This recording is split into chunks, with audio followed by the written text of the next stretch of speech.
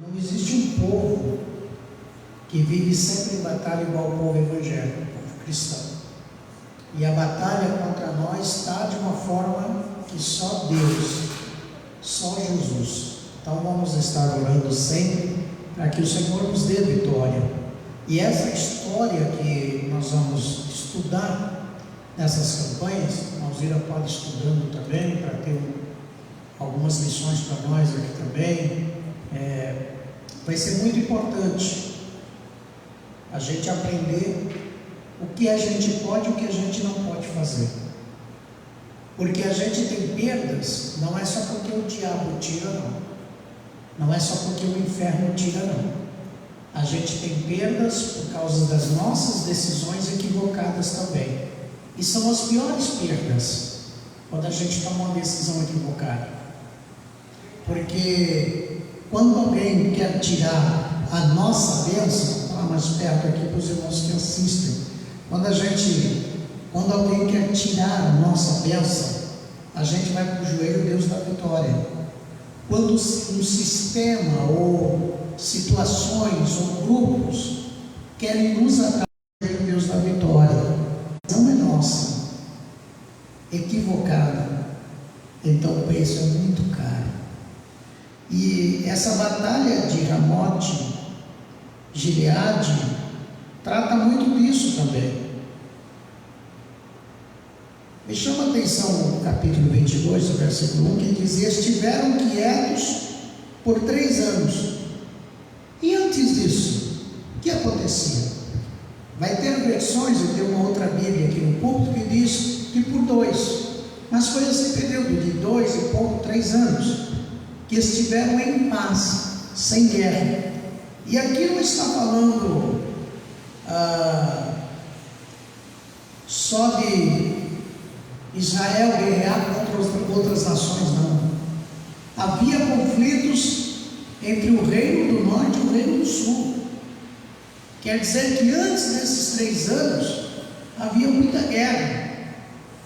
Olha só, e aqui o texto é claro porque também se refere principalmente à Síria.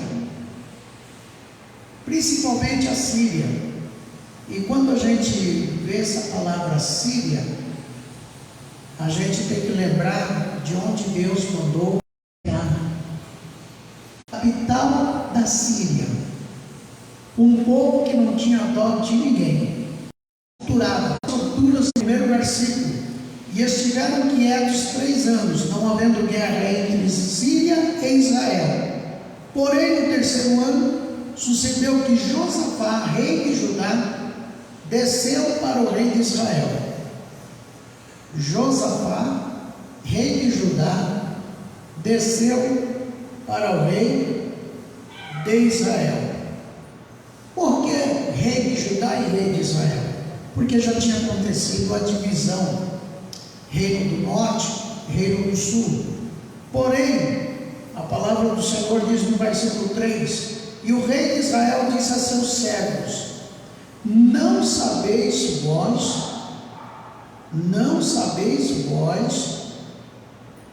que Ramote Gileade é nossa, e nós estamos quietos, sem a tomar da mão do rei da Síria? Um trecho que me chamou muito a atenção, porque o rei de Israel, ele se expressa desta forma: a cidade de Ramote Gileade é nossa. É só um preâmbulo, bem tranquilo para gravarmos ponto a ponto.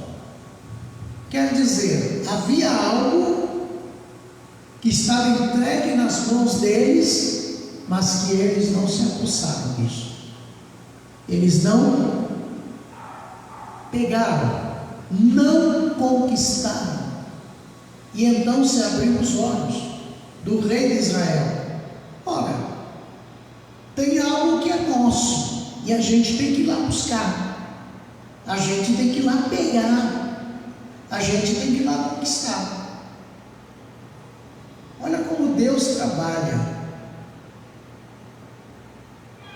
É dessa forma que a gente tem que entender que existem coisas que são nossas, bênçãos que são nossas, irmão Josimei, mas a gente não se levanta para ir lá buscar. A gente não toma uma atitude de nos apossar dessas bênçãos. Eu não sei se é muita insistência ou se é profecia, acredito mais em profecia. Eu vejo, de vez em quando dentro de casa eu falo, a gente vai adquirir tal coisa, Deus vai fazer tal coisa. Isso não é de agora, não é de agora.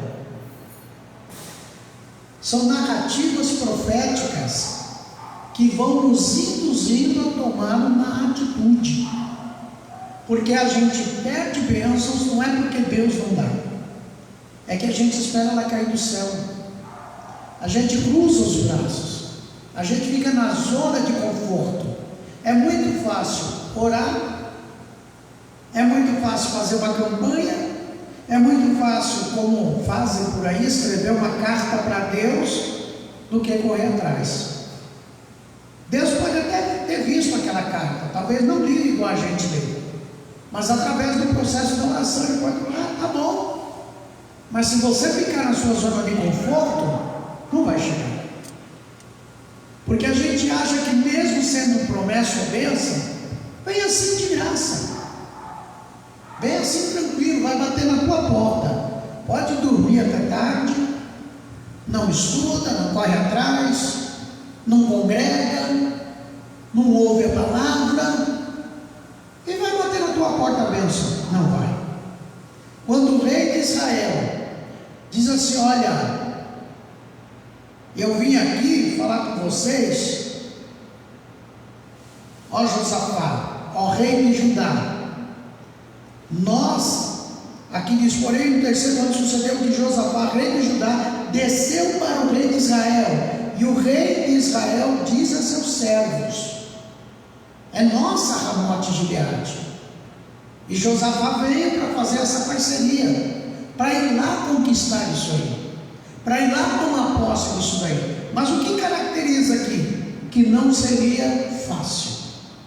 O que caracteriza aqui? Que haveria guerra, que haveria batalha.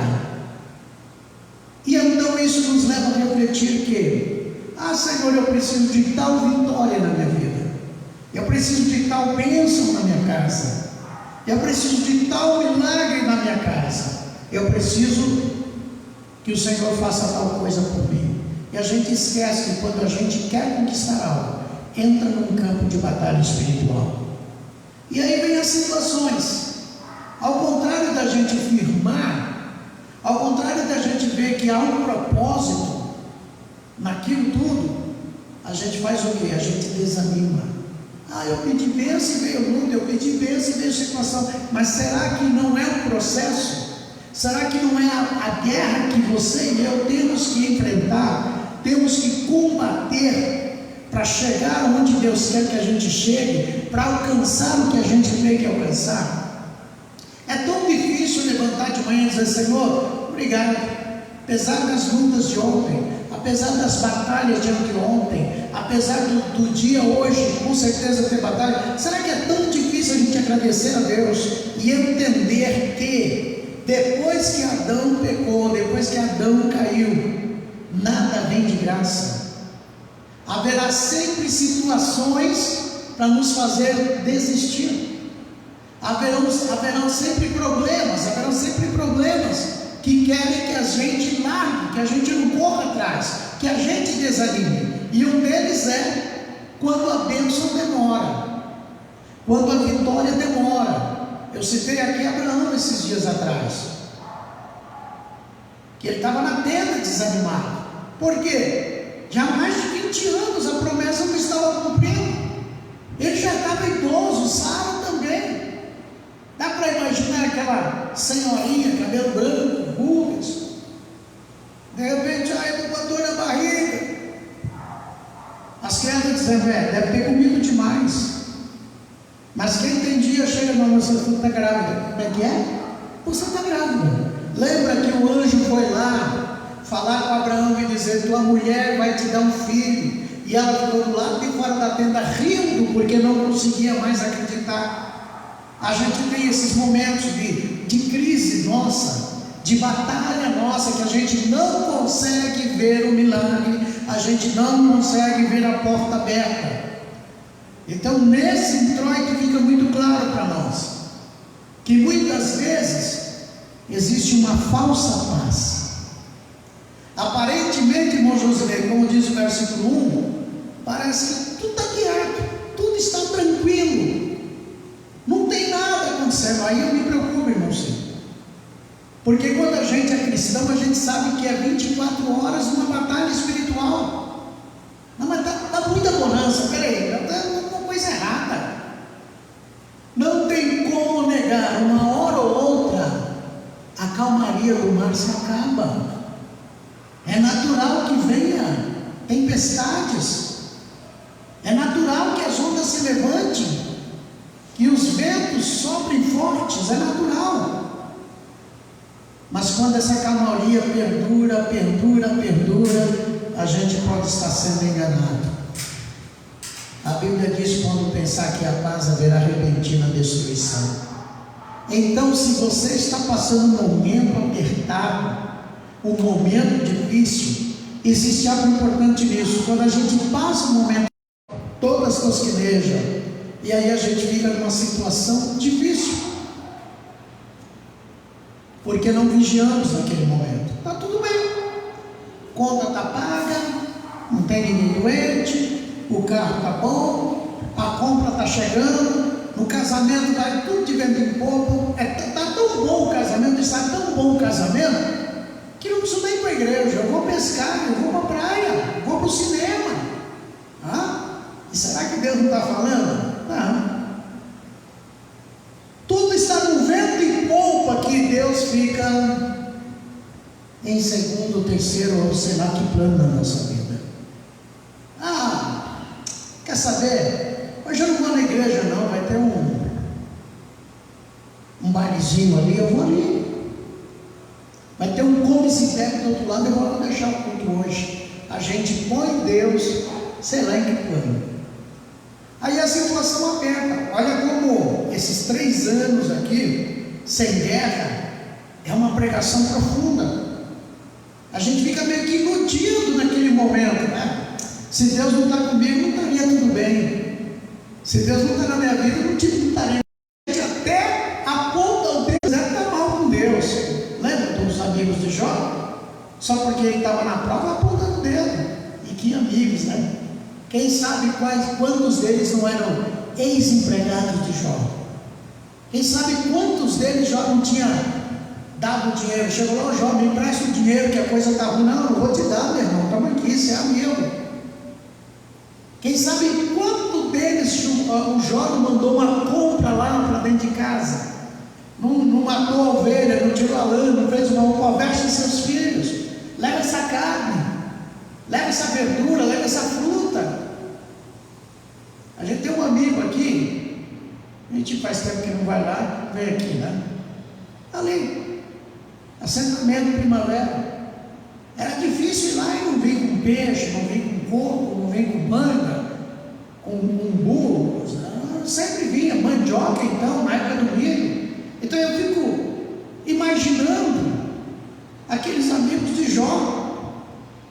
Só porque agora ele teve que sepultar todos os filhos, a mulher deu aquela palavra para ele, difícil. Ele não tem mais a casa, ele não tem mais ovelhas, ele não tem mais bois, ele não tem mais criados. Quer saber? Ele não tem mais família, ele não tem mais. Quer mais? Ele não tem dinheiro, ele não tem saúde. E quem tirou tudo dele quer tirar a vida. Mas no fundo, irmão Josilei, ele tem Deus, ele tem fé, ele tem esperança. A luta está renhida, está forte, a tempestade fez fisicamente ele sucumbir, mas espiritualmente ele está tão forte quanto. E quem disse que ele ia blasfemar? Quem disse que ele ia negar Deus? Quebrou a cara, porque Jó adorou ao Senhor no meio da crise. no meio da tempestade. Oh, aleluias! E como Deus fala aos nossos corações de forma tão simples, precisamos adorar. Cuidado! Esse silêncio, essa calmaria, pode estar dizendo que vem muita tempestade por aí. Então é preciso estar preparado, estar disposto. E foi justamente aqui, nessa calmaria, que começa a guerra de Ramote e Gileade, onde o rei Acabe, desobedecendo ao grande profeta chamado Micaías.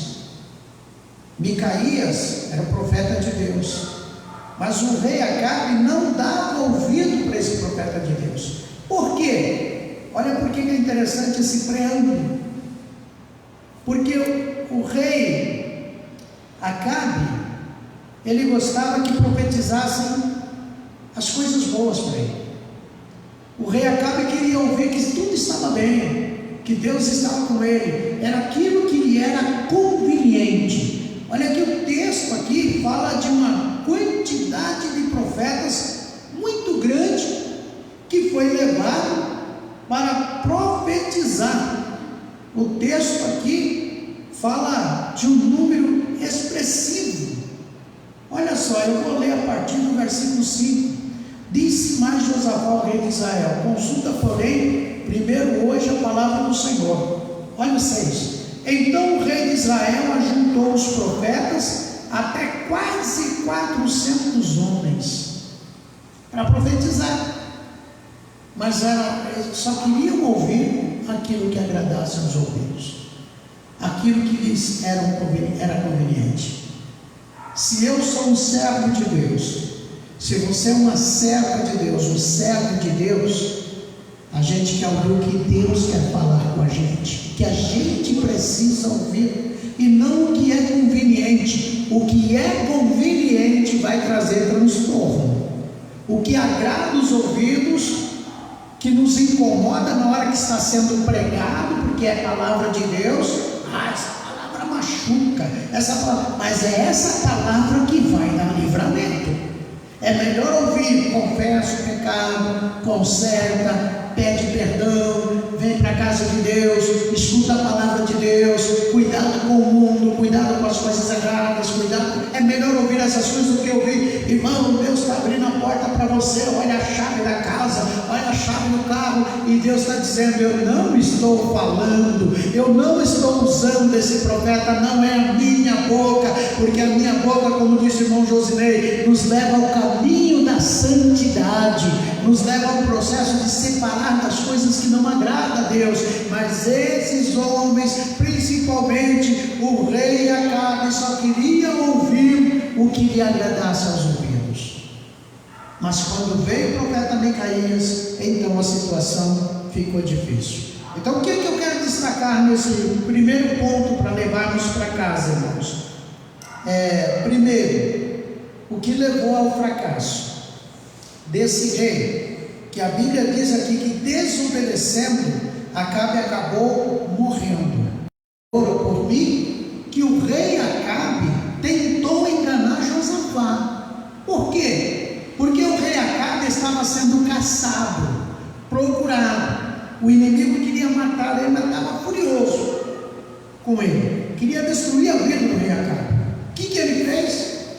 Quando eles vão para a guerra, irmão Josué, o rei Acabe se disfarça de um qualquer, para não morrer, e manda Josafá ir com a roupa de rei, com a armadura de guerra. Para quê? Para que o inimigo visse Josafá e matasse Josafá no lugar de Acabe.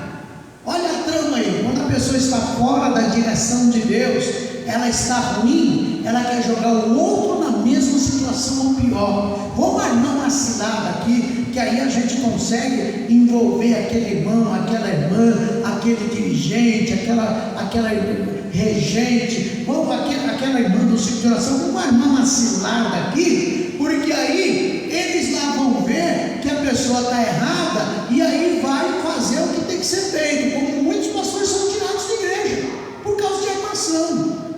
Mas aquele que usa o disfarce é que vai pagar, é que pode ter morte espiritual, Olha o perigo disso.